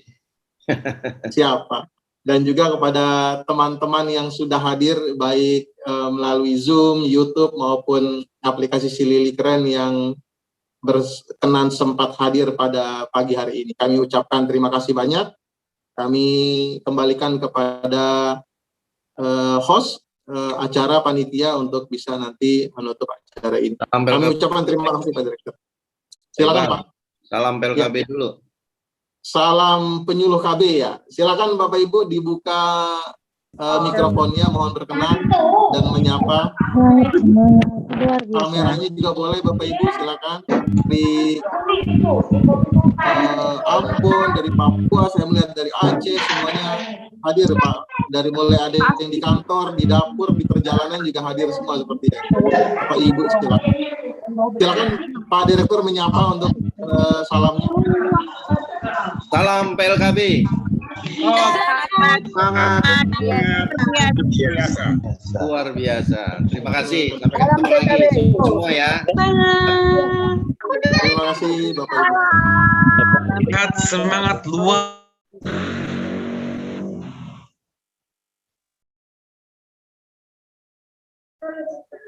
Baik, terima kasih kami ucapkan kepada narasumber dan moderator kita pada pagi hari ini. Dan terima kasih juga kami ucapkan kepada seluruh panitia Obat Baper atas penyelenggaraan acara ini. Semoga ilmu yang kita dapatkan pada hari ini memberikan manfaat untuk kita semua. Baik Bapak dan Ibu, dengan berakhirnya diskusi kita, maka berakhir pula seluruh rangkaian acara Obat Baper episode kali ini. Kami mohon maaf apabila selama berjalannya acara terdapat hal-hal yang kurang berkenan di hati Bapak Ibu sekalian. Saya Farhan Ramadan selaku MC pada pagi hari ini mohon pamit undur diri. Terima kasih atas kebersamaannya. Wabillahi wa taufiq wal hidayah. Assalamualaikum warahmatullahi wabarakatuh. Waalaikumsalam. Sampai ketemu lagi ya teman-teman semua. Pak Farhan terima kasih. MC. Teman-teman dari Linlab terima kasih ya semua. Teman-teman dari Ditpenkon terima kasih. Bu Emma, Pak Iqbal, semua salam.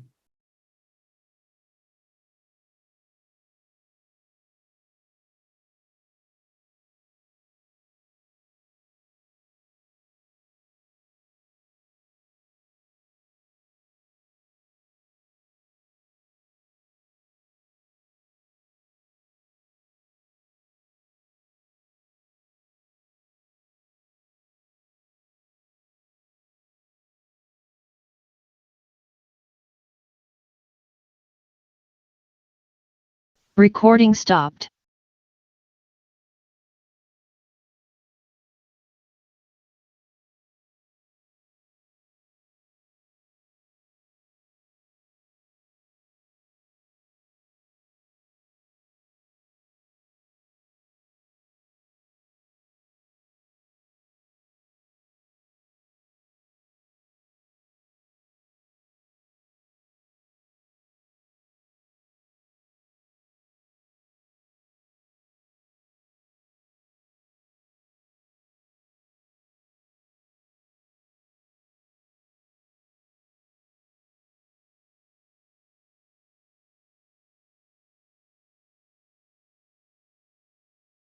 Tentang tinggi badan.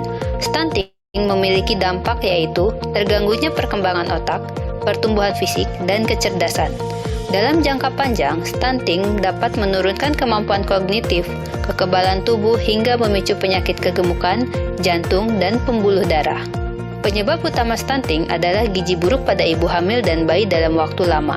Oleh karena itu, kunci pencegahan stunting terletak pada 1000 hari pertama kehidupan yang dimulai sejak fase kehamilan hingga anak usia 2 tahun. Berikut pencegahan stunting. Pertama, konsumsi makanan bergizi seimbang baik sebelum dan saat hamil. Kedua, periksa kehamilan minimal 4 kali selama kehamilan kepada bidan atau dokter. Ketiga, berikan stimulasi janin dalam kandungan seperti mengajak berkomunikasi atau mendengarkan musik. Keempat, berikan ASI eksklusif selama 6 bulan lalu MPASI dengan tetap memberikan ASI hingga 2 tahun.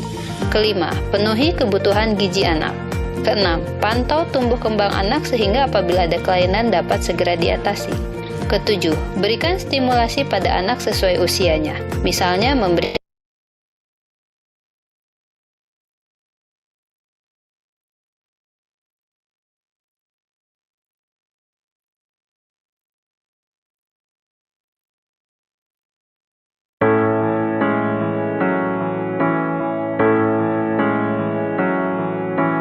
Kita terlahir hidup di dalam dunia. Ingat bahwa hidup harus berencana.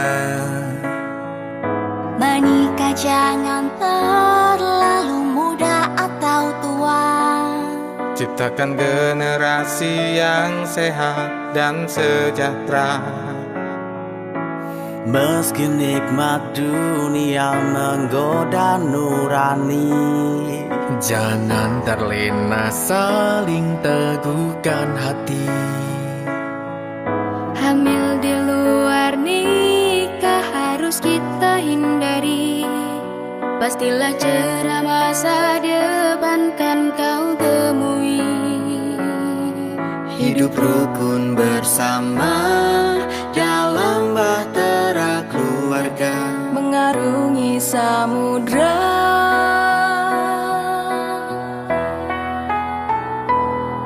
Bersama kita sambut bahagia. Tinggalkan cara hidup yang lama. Jaga dirimu dan yang kau cinta. Nafsu dunia hancurkan kita. Berencana dan tetap terarah agar hidupmu menjadi indah.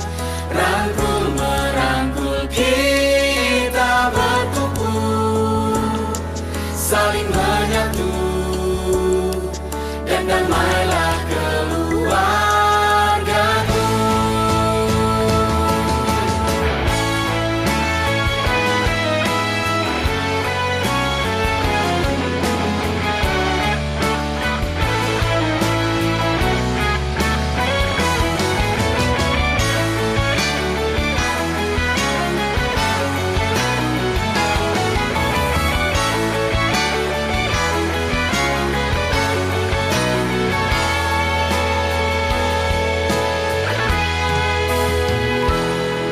Hidup rukun bersama